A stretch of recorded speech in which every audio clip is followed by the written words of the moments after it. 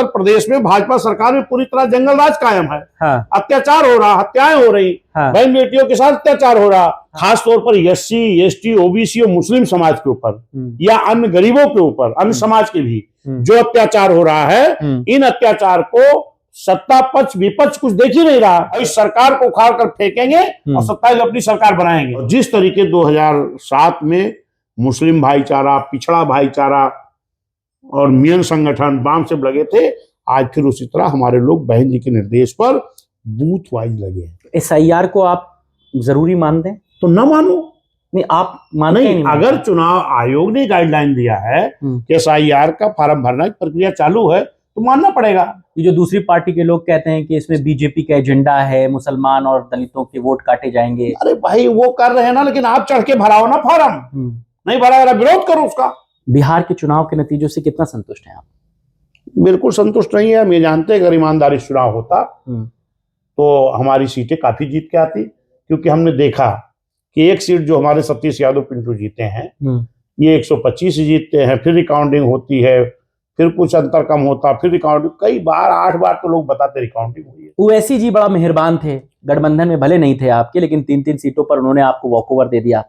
और अब एक बात उठ चली है और बड़ी सोशल मीडिया पर ट्रेंड हो रही है कि ओवैसी को उत्तर प्रदेश में बहन जी को अपने साथ ले लेना चाहिए। कि इसका निर्णय मान्य बहन जी लेती हैं। ऐसी कोई गुंजाइश नहीं उनके लिए भी उत्तर प्रदेश? नहीं, मैं ये भी नहीं कह सकता। नमस्कार, बहुत बहुत स्वागत है आपका। आप क्रिएटिव विजन न्यूज देख रहे हैं, आपके साथ में हूं शबाब। 6 दिसंबर को बाबा साहेब का परिनिर्वाण दिवस है। इस परिनिर्वाण दिवस के मद्देनजर लखनऊ और नोएडा में बहुजन समाज पार्टी श्रद्धांजलि सभा के बड़े कार्यक्रम आयोजित करेगी। मायावती कहां रहेंगी, बहन जी कहां रहेंगी, किस तरीके से ये श्रद्धांजलि सभा का कार्यक्रम आयोजित होगा और बसपा का इस कार्यक्रम के पीछे का उद्देश्य क्या होने जा रहा है, इस पर बातचीत करने के लिए हमारे साथ बसपा के प्रदेश अध्यक्ष विश्वनाथ पाल जी हैं। सर बहुत बहुत धन्यवाद समय देने के लिए। क्या तैयारी चल रही है 6 दिसंबर की? मंडलों को कैसे बांटा है आपने, कैसे लखनऊ और नोएडा को मैनेज करेंगे? देखिए, 6 दिसंबर को परम पूज्य डॉक्टर BR अम्बेडकर साहब का पुण्यतिथि है, जिसपे बड़ी संख्या में जो बाबा साहब के अनुयायी हैं, बहुजन समाज पार्टी को मानने चाहने वाले लोग हैं, वो बाबा साहब को पुष्प अर्पित करने के लिए इधर अवध के, पूर्वांचल के और बुंदेलखंड के लगभग 12 मंडल के लोग लखनऊ गोमती नगर में जो डॉक्टर BR अम्बेडकर सामाजिक परिवर्तन स्थल है, वहां पर लोग आएंगे, पुष्प अर्पित करेंगे और श्रद्धा सुमन अर्पित करके पुण्यतिथि मनाने का काम करेंगे। और पश्चिम के 6 मंडल के लोग जो दलित पेड़ा केंद्र नोएडा में बना है, वहां पर जाएंगे, बाबा साहब को पुष्प अर्पित करेंगे। बहन जी कहाँ रहेंगी? अब बहन जी नोएडा और लखनऊ तो नहीं रहेंगी, क्योंकि बहन जी का आज ट्वीट आया है, यहाँ पर बड़ी संख्या में लोग पुष्प अर्पित करने आते हैं। और जब मान्य बहन जी रहती हैं तो सिक्योरिटी इतनी लगी रहती है, ये सब होता, तो जो आम पब्लिक है बाबा साहब के मानने वाले, बहुजन समाज पार्टी को मानने वाले, तो वो लोग पुष्प अर्पित करने में उनको दिक्कत आती है। इसलिए मान्य बहन जी, क्योंकि यहाँ भी 12 मंडल लोग रहेंगे, वहाँ भी 6 मंडल लोग रहेंगे, तो वहाँ मान्य बहन जी नहीं रहेंगी। बहन जी अपना पुष्प अर्पित तो करेंगी, लेकिन वो आवास पे या अपना पार्टी कार्यालय पे वहाँ कर लेंगी, वहाँ पर नहीं आएंगी। और जिस तरीके से कही जा रही थी कि कोई बड़ी जनसभा हो सकती है, कोई जैसा अक्टूबर में हम लोगों ने देखा था, कुछ उस तरीके की जनसभा का भी जिक्र हो रहा था। ये ना तो मान्य बहन जी ने कभी कहा, ना तो मैंने कहा, ये आप लोग कहना शुरू कर दिए थे। बहन जी का कहीं स्टेटमेंट आया नहीं था। पहले जब था तो मैंने 9 अक्टूबर को था, तो उसके पहले मान्य बहन जी ने 9 नवंबर में ही 7 तारीख को बहन जी ने इस चीज का बाकायदे मीटिंग करके ऐलान किया था। और अभी अक्टूबर में अगर एक बड़ा कार्यक्रम हुआ है प्रदेश स्तर का, तो इतनी जल्दी थोड़ी ना होता। फिर ये 2 जगह होना है। पहले एक जगह हुआ था मानवर कांशीराम साहब स्मारक स्थल पर। अब प्रदेश को 2 भागों में, यानी 6 मंडल उधर, 12 मंडल इधर। और तो ये जो बाबा साहब के अनुयायी हैं, बहुजन समाज के लोग, ये सब आएंगे, पुष्प अर्पित करेंगे। ये 2 जगह सेपरेट करने के पीछे कोई खास? ये है कि एक जगह ज्यादा भीड़ हो जाती है। और दूसरे मान्य बहन जी ने वहां भी बनाया है, नोएडा में भी, और यहाँ भी मान्य बहन जी ने बनाया है। तो वो जान लीजिए कि एक मेला लगेगा, पुण्यतिथि पर भी और जन्मदिन पर भी भीड़ आती है। और बहुजन समाज पार्टी आज से नहीं, शुरू से ही बाबा साहब परिनिर्वाण दिवस, जन्मदिन, माननीय मसीहा कांसी राम साहब के जाने के बाद परिनिर्वाण दिवस और जन्मदिन, और हम लोग माननीय बहन जी का भी 15 जनवरी को जन्मदिन, ये 5 त्योहार हम लोगों के लिए बड़ा होता है। परिनिर्वाण दिवस पर श्रद्धा सुमन अर्पित करके पुण्यतिथि मनाना और जन्मदिन पर जन्मोत्सव मनाना। इस बार धन्यवाद वाली कोई चिट्ठी तो सरकार के लिए नहीं लिखी, जिसके लिए बड़ा हो हल्ला मचा था, बहन जी ने धन्यवाद दे दिया था। ये पार्कों के लिए लोगों की हताशा और निराशा कह सकते हो। हाँ। उनकी हताशा और निराशा है। हाँ। कि आप जो माननीय बहन जी ने 1 घंटे से ज्यादा बहन जी ने स्पीच दी थी, उसमें विपक्षियों को भी और ज्यादातर जो चैनल में भी चला, उनको खाली एक शब्द दिखाई पड़ा, धन्यवाद। बीजेपी को धन्यवाद। बीजेपी को नहीं, सरकार को धन्यवाद। सरकार को धन्यवाद, बीजेपी को नहीं। सरकार तो बीजेपी की है इनडायरेक्टली, तो उसी का धन्यवाद हो गया। सरकार यूपी के आम जनता की है। हाँ। क्या ऐसा बीजेपी के जो कार्यकर्ता उन्हीं के लिए बीजेपी सरकार काम करेगी? सरकार तो उत्तर प्रदेश के आम जनता की है, और बीजेपी पार्टी बीजेपी के कार्यकर्ताओं की, उनके समर्थन। और जब माननीय बहन जी ने इस स्मारक को, पार्क को, और जो स्मारक स्थल है या दलित प्रेरणा केंद्र है नोएडा में, या यहाँ जो डॉक्टर BR अम्बेडकर साहब का हमारा सामाजिक परिवर्तन स्थल है, इसको बहन जी ने जब बनाया है, कोई भी बिल्डिंग या कोई भी चीज बनती है उसका मेंटेनेंस होता है। लेकिन इसके लिए तो बहन जी ने एक ऐसा तरीका याद किया है कि वहां पर लोग दर्शन करने आएंगे या देखने आएंगे तो टिकट लगेगा। तो टिकट की अर्निंग जो होगी वो बहन जी के खाते में तो नहीं जाएगा, बीएसपी के खाते में नहीं जाएगा, वो सरकार के खाते में जाएगा। तो उसका मेंटेनेंस कराने ड्यूटी किसकी बनती है? सरकार की। तो फिर कराना चाहिए ना। लेकिन मामला तो यही हो गया ना। अगर 5 साल बीत गया, माननीय अखिलेश यादव जी को वहां से अर्निंग हो रही थी, सपा गवर्नमेंट को वहां से अर्निंग हो रही थी, फंड आ रहा था, तो उनको वहां का मेंटेनेंस कराना चाहिए था। नहीं कराए। भाजपा भी आई, ये भी नहीं करा रहे थे। तब बहन जी ने एक चिट्ठी लिखा कि माननीय मुख्यमंत्री जी, अगर इन पार्कों से अर्निंग हो रही है, स्मारक स्थल से, सामाजिक परिवर्तन स्थल से, तो अर्निंग हो रही थी, इसका मेंटेनेंस उस फंड से कराना चाहिए, अलग से फंड मैं नहीं मांग रही हूँ। तो अगर उन्होंने बहन जी को बातों को, बहन जी के चिट्ठी को ध्यान में रख करके उन्होंने मेंटेनेंस कराया या करा रहे हैं, तो उसके लिए धन्यवाद। आपको हम कोई काम कहें कि साहब भाई ये मेरा काम कर दो, अगर आपने कर दिया तो इतना तो फर्ज बनता है ना कि धन्यवाद दिया जाए। मगर चूंकि जब आप धन्यवाद उनका दें जिनको आप कॉम्पिटिटर मान रहे हैं, जिनसे आप चुनाव लड़ना है, जिनके खिलाफ जाना है, हमने उनको धन्यवाद, जिनके मुद्दों पर आपको उनको हमारी बात तो सुनो। हमने कहा आपने हमारी चिट्ठी का संज्ञान लेकर के मेंटेनेंस कराया, इसका धन्यवाद। मतलब अगर सरकार सपा की भी होती तो आप उसे भी धन्यवाद देते। दुश्मन को भी देना पड़ेगा। भाई दुश्मन हमने कोई काम आपने कर दिया, इतनी बेईमानी तो नहीं होनी चाहिए। दुश्मन को आपने धन्यवाद दे दिया? नहीं, हम बात कर रहे हैं। लेकिन आपको और विपक्षियों को ये क्यों नहीं सुनाई पड़ा जब बहन जी ने कहा कि तो ये उत्तर प्रदेश में भाजपा सरकार में पूरी तरह जंगल राज कायम है, अत्याचार हो रहा, हत्याएं हो रही, बहन बेटियों के साथ अत्याचार हो रहा, और इन घटनाओं को संज्ञान में मैं लेती हूँ और अपने प्रदेश अध्यक्ष को भेज करके न्याय दिलाती हूँ। आप बहुत ये बात क्यों नहीं दिखाई पड़ा? आपने ये बात छेड़ दी, इसलिए मैं आपको यहाँ पे जोड़ देता हूँ।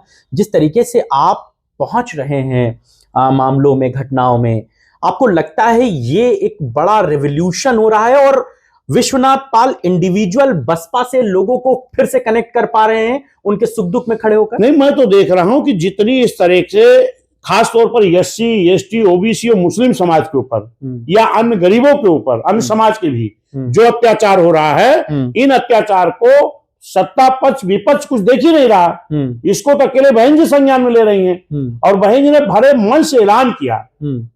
हमारा फिर से फेसबुक पे जाइएगा, हमने पूरा वीडियो अपलोड किया बहन जी के भाषण का। बहन जी ने कहा पूरे उत्तर प्रदेश में जंगल राज कायम है, पूरे उत्तर प्रदेश में SC, ST, मुस्लिम समाज को जो अत्याचार हो रहा उसमें मैं अपने प्रदेश अध्यक्ष को भेजती हूँ, हमारे प्रदेश अध्यक्ष जाकर के न्याय दिलाने की लड़ाई लड़ते हैं। ये भी विपक्ष को सुनाई पड़ा, खाली धन्यवाद जैसा सब सुनाई पड़ा।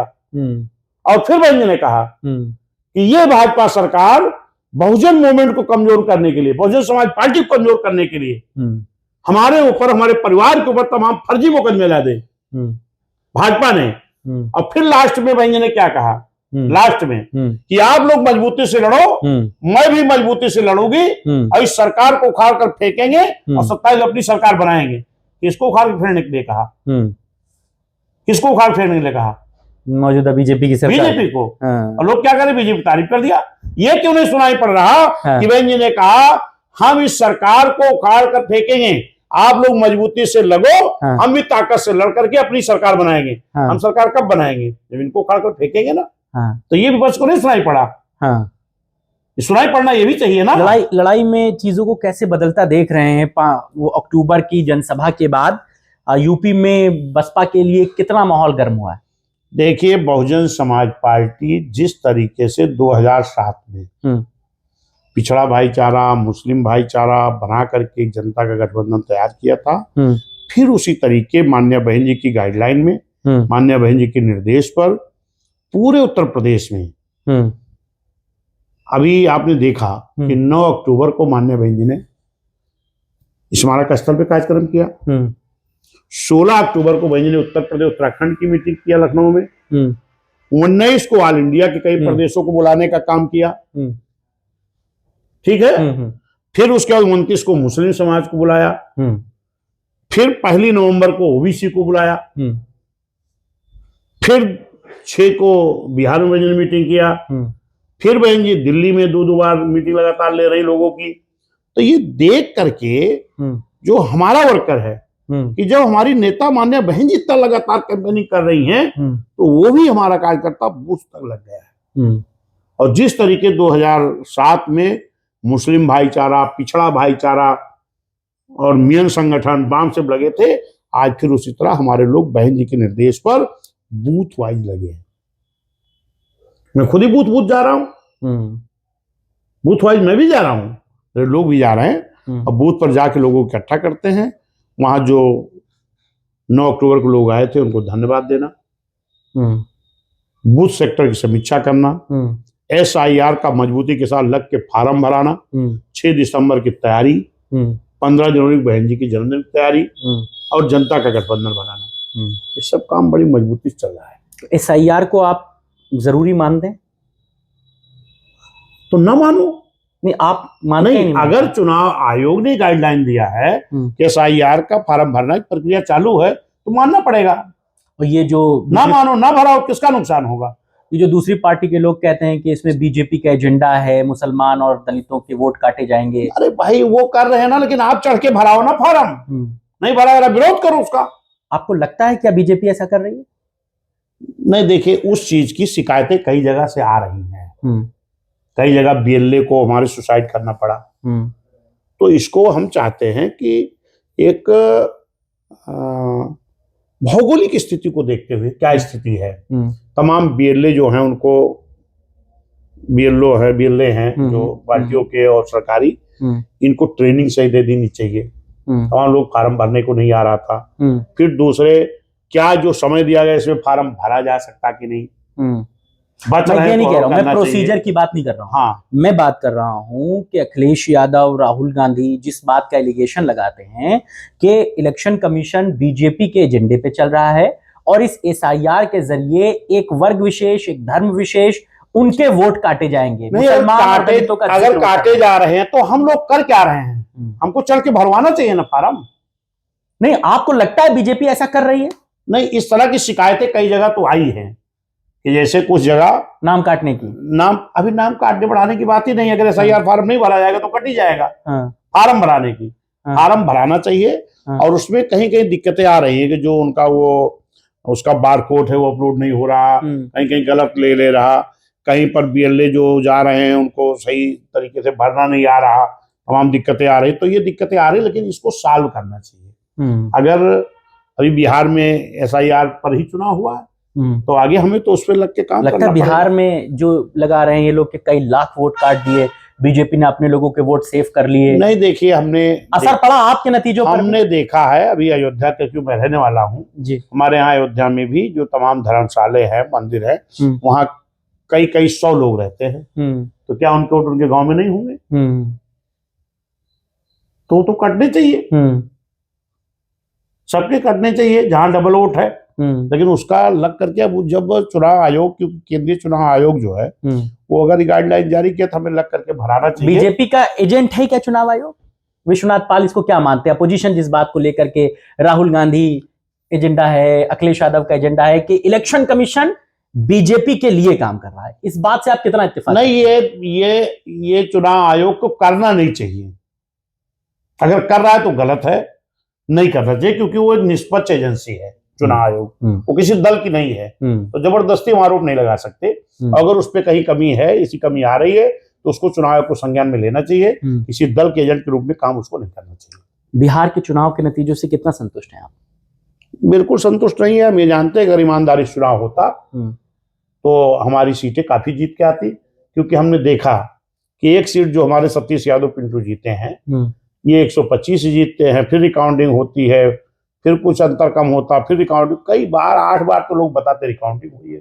बहन जी का फोन भी गया, राम जी गौतम जी बताते हैं कि बहन जी को फोन किया, बहन जी ने संज्ञान लिया। अब वो तो निश्चित है कि वहां के जो लोग बताए वही सही है, मैं तो वहां था नहीं। लेकिन एक चीज बताओ, पूरे बिहार की गिनती का रिजल्ट 5-6 बजे आ जाता है, और अगर बीएसपी एक सीट जीत रही थी, जितने को हम कई सीट जीत रहे थे अगर ईमानदारी चुनाव होता, लेकिन जो हम जीत गए, जो जीत गए उसका भी पड़ा पत्र 2 बजे दिया जाता है। कौन सरकार वहां है? जानबूझकर फंसाया। कौन सरकार वहां है बिहार में? किसकी सरकार थी?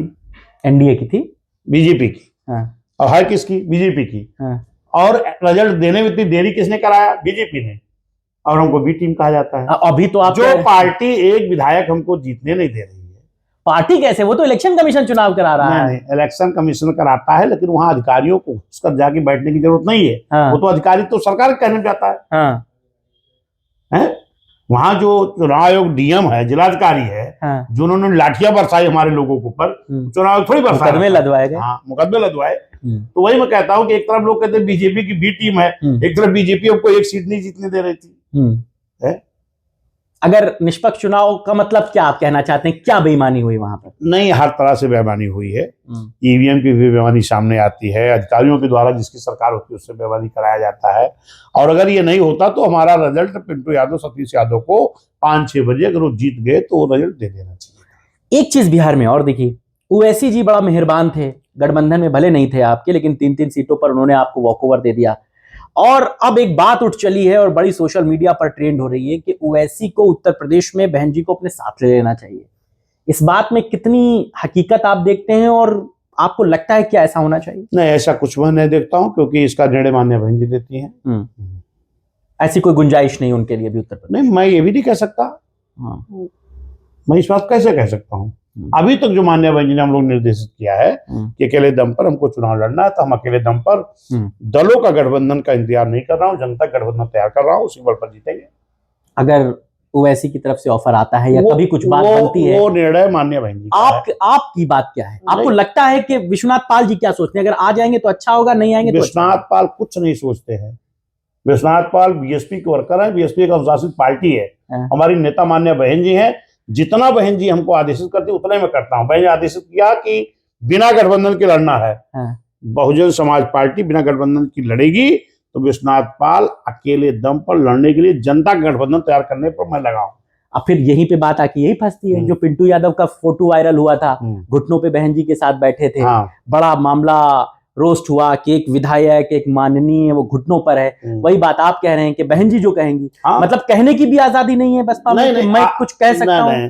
ये बहुजन समाज पार्टी एक अनुशासित पार्टी है, और बहन जी, पिंटू ने क्या कहा, मेरी माँ के समान है। अगर माँ के चरणों में बैठना किसी को बुरा लगता है तो वो संस्कार अपने पास रखें, जो ऐसी सलाह देते हैं हमको।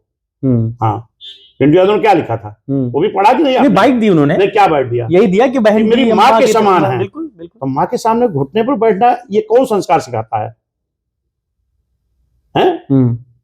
अगर कोई अपने संस्कार में अपने पिता तुल बाप को, माँ को अगर चरण बंधन कर रहा है, इसको जो बुरा मानते हैं वो अपना संस्कार अपने पास रखें, हम लोग सलाह न दें उसके लिए। हमारी नेता है मान्य बहन जी, और हम लोगों की वो हमारी तो गुरु हैं, मैं उसे सीख करके काम कर रहा हूँ। तो गुरु के चरणों में रह जाता है कि अलग, अगर ये कहा जाता है कि असहनहीनता है तो वो अपने पास रखे। अगर बहन जी हमारी गुरु हैं, ये भी एक आपको लगता है नैरेटिव बनाया गया, एक एजेंडा फैलाया गया? ये फर्जी बात है। मैं कह तो रहा हूँ, अगर पिंटू यादव ने कहा कि वो मेरी माँ के समान है, तो माँ के चरणों में बैठना, अगर जो लोग गलत समझते हैं, अपनी सलाह अपने पास रखें। अगर बहन जी हमको सिखा पढ़ा रही हैं, हम एक गरीब कार्यकर्ता को गांव से उठा करके आज बहन जी ने यूपी का प्रेसिडेंट बनाया है, और लगभग 3 साल बीतने जा रहा है। बहन जी के गाइडलाइन में काम कर रहा हूँ, बहन जी सीख रहा हूँ, बहन जी हमारे गुरु के रूप में है। तो अगर हम अपने गुरु के चरणों में रहें तो फिर इसको कोई बुरा माने तो माने, मैं तो रहूंगा। एक चीज और भी है, बिहार में आपको लगता है कि चुनाव के बाद बसपा के लिए सारी चीजें फ्रूटफुल हैं? आपके प्रदेश अध्यक्ष ने, वहां के प्रभारी ने चुनावों के ठीक बाद मतलब आकाश आनंद वहां पहुंचे हुए हैं, रामजी गौतम वहां पर पहुंचे हुए हैं, संविधान दिवस पर बैठक हो रही है, उसके बाद उन्होंने पार्टी छोड़ दी, वीडियो एक जारी किया कि मैं किसी और से बात नहीं करूंगा, मैं बहन जी से बात करूंगा, बताऊंगा मैंने क्यों छोड़ा। वो हमारे प्रदेश अध्यक्ष नहीं है, प्रदेश अध्यक्ष वहां प्रभारी, प्रदेश प्रभारी हैं आपके, प्रदेश प्रभारी हैं। देखिए, कोई बात उनके मन में होगी तो मैं तो बिहार गया भी नहीं, ना मैं वहां प्रचार में था, मैं अपने यूपी में लगा हूँ। तो जो बात होगी उस बात को मान्य बहन जी और वो उसको समझेंगे अपने। कहा जा रहा है कि जो आपके पुराने विधायक थे जमा खान चैनपुर से, जिन्होंने 2020 में चुनाव जीता, फिर जदयू में चले गए, वो पूरी पॉलिटिक्स वहां पर कर रहे हैं और अभी प्रदेश प्रभारी गए हैं। अब अगला नंबर पिंटू यादव का भी है। वो कुछ नहीं कर रहे हैं, बीएसपी अपने दम पर चलती है। जब वो बसपा छोड़ के चले गए, ऐसे लोगों से बीएसपी क्यों जोड़ रहे हो आप? यूपी का एक मामला है। नहीं, कुछ नहीं है। यूपी क्या मामला? मतलब एक खबर है कफ सिरप से जुड़ी हुई, उसमें बहुत लोगों की मौतें हुई हैं, उसमें एक पूर्व सांसद का नाम आ रहा नहीं, अगर वो उससे मौतें हुई तो इसकी जांच करना सरकार का काम है। संज्ञान में सरकार को लेना चाहिए। आपकी पार्टी के पूर्व सांसद धनंजय सिंह का नाम नहीं, हमारी पार्टी के सांसद है, जब रहे होंगे तब रहे होंगे। आज वो क्या कर रहे हैं, मैं कोई जांच एजेंसी थोड़ी हूँ जो मैं जांच करके बता दूं गलत किए सही किए। वो सरकार का काम है, मुझे उसके बारे में ऐसी कोई जानकारी नहीं है। अगर उन्होंने ऐसा कुछ किया है तो वो जांच करना सरकार का काम है, वो सरकार करेगी, जो उस पर कार्रवाई हुई करेगी। आखिरी बात, ये जो अभी कार्यक्रम होगा 6 दिसंबर का, फिर 15 जनवरी को बहन जी का जन्मदिन है, लगता है कि ये ऊर्जा का काम करेगा बसपा के? नहीं, ये तो कंटिन्यू हमारे यहाँ होता है, आज नई बात नहीं है। पहले बहन जी के निर्देश पर मंडल वाइज होता था, आज प्रदेश में 2 जगह हो रहा है। और जन्मदिन, बहन जी का जन्मदिन हम लोग सदियों से मना रहे हैं। आ जाती तो अच्छा होता, लोग देख पाते बहन जी को। नहीं, बहन जी ने ट्वीट में लिखा, आप ट्वीट पढ़ लीजिएगा। बहन जी ने कहा है कि हमारे लोग जो बाबा साहब के अनुयायी हैं, वो बाबा साहब को पुष्प अर्पित करने के लिए आते हैं, और मेरे आने के बाद में इतनी सिक्योरिटी रहती है, इस तरह दिक्कत होती तो हमारे लोगों को दिक्कत होती पुष्प अर्पित करने में, इसलिए मैं नहीं आ रही हूँ। अपने लोगों के पुष्प अर्पित करने में कोई बाधा न पड़े, लोगों को दिक्कतें ना हो, इसलिए बहन जी नहीं आ रही। बहन जी तो बाबा साहब को पुष्प अर्पित कर ही लेंगे, कहीं ना कहीं कर लेंगे। अपने वर्करों को, जो वहाँ बड़ी दूर दूर से लोग आ रहे, 12 मंडल लोग, उनको दिक्कत ना हो, इसलिए बहन जी ने इसमें आने का निर्णय कैंसिल किया। चलिए, बहुत शुक्रिया। विश्वनाथ पाल जी हमारे साथ थे और वो खुलकर कई इश्यूज पर बात कर रहे थे। एक बात और भी बहुत क्लियर कट हो गई, 6 दिसंबर को बाबा साहेब के परिनिर्वाण दिवस के मौके पर बहन जी न लखनऊ में रहेंगी, न नोएडा में रहेंगी। आकाश आनंद के नोएडा में रहने के आसार हैं। आकाश आनंद जी रहेंगे ना वहां पर? हाँ, वो रह सकते हैं, पिछली बार भी थे। आकाश आनंद जी नोएडा में, हम लोग भी लगाते कि रहेंगे, बाकी तो बहन जी जाने। और विश्वनाथ पाल जी जो हैं वो लखनऊ में 12 मंडलों के लोगों को यहाँ पर श्रद्धांजलि सभा में शिरकत कराएंगे। बहुत सारी चीजें हैं, बहुत सारी हैपनिंग है। देखिए बसपा आगे क्या पॉलिटिकली रीडिजाइन करती है, क्योंकि ये 2 डेट बहुत इंपॉर्टेंट है। 6 दिसंबर बाबा साहेब का परिनिर्वाण दिवस, फिर 15 जनवरी बहन जी का जन्मदिन। इन दोनों तारीखों में बसपा अपने आप को एकजुट करेगी, वापस से जो अक्टूबर की रैली के बाद एक जो ऊर्जा का संचार हुआ था उस कंटिन्यूटी को बनाए रखेगी। और ये मानिए कि 15 जनवरी को बहन जी के जन्मदिन के मौके पर बसपा अपने 26 के पॉलिटिकली कैलेंडर को डिजाइन करेगी। वो बताएंगी कि कैसे काम करना है। इंतजार कीजिए, बहुत कुछ है। आज की चर्चा में बस इतना ही। चर्चा कैसी लगी मैं जरूर बताइएगा। नमस्कार।